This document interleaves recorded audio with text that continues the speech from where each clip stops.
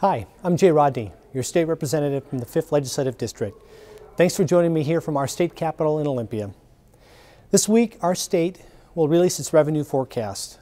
This forecast is important because it will tell us how our economy is performing and how it's affecting our state tax collections. This information will also reveal how large our budget shortfall will be for the next two-year cycle that begins July 1st. Many believe this budget shortfall could be in the neighborhood of $6 billion.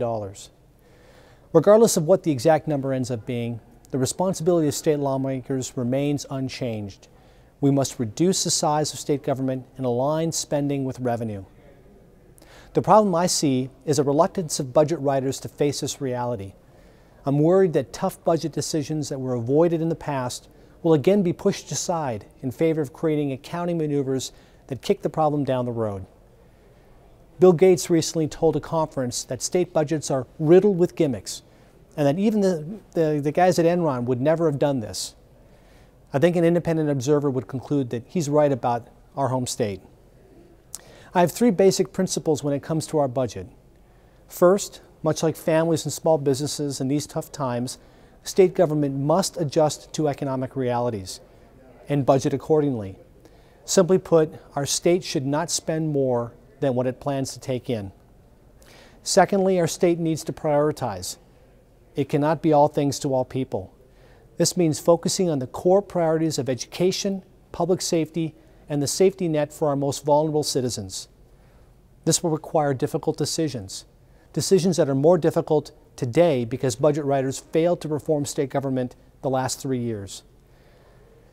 And finally, if we're going to create more revenue, we need to strengthen our economy. This means addressing the long-standing concerns of employers, especially our small businesses, so they can again begin hiring.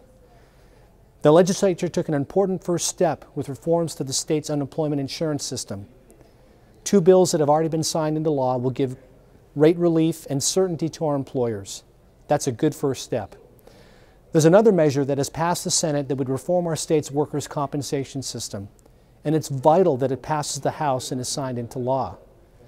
But we can't stop there.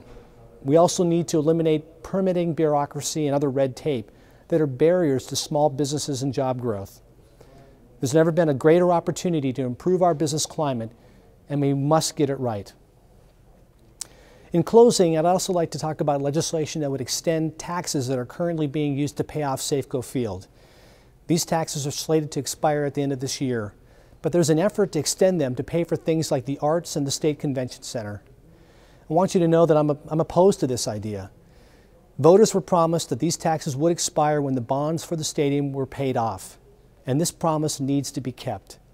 I agree with the Seattle Times editorial board that said that continuing these taxes in any economic climate is bad faith, but more troubling in the current one.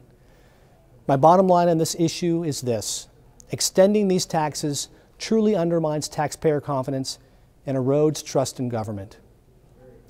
That's all the time I have with you today. I'd again like to say that it's an honor for me to serve you as our 5th District representative. Please contact me if I can ever be of any assistance. My contact information is provided below. Again, I'm your state representative, Rodne. Take care.